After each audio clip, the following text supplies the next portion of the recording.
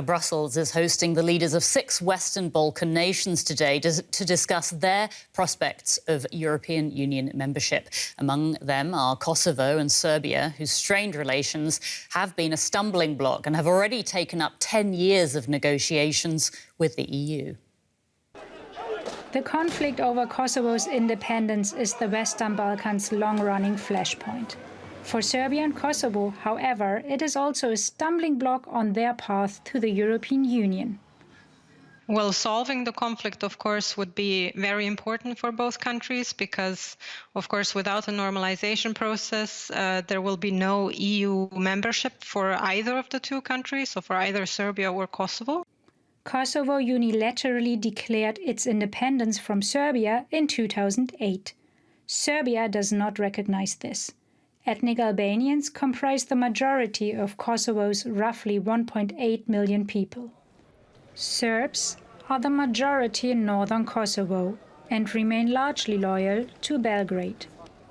After more than 10 years of EU-led talks between Belgrade and Pristina, an agreement in principle was reached at the beginning of the year. Since then, implementation has stalled. There is very little movement. Quite to the contrary, we are facing constantly some crisis that pops up, especially in north of Kosovo.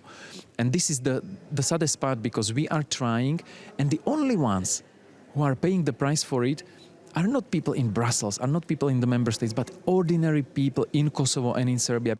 Tensions have recently intensified again. This year, the northern region of Kosovo experienced some of the worst violence seen since the declaration of independence.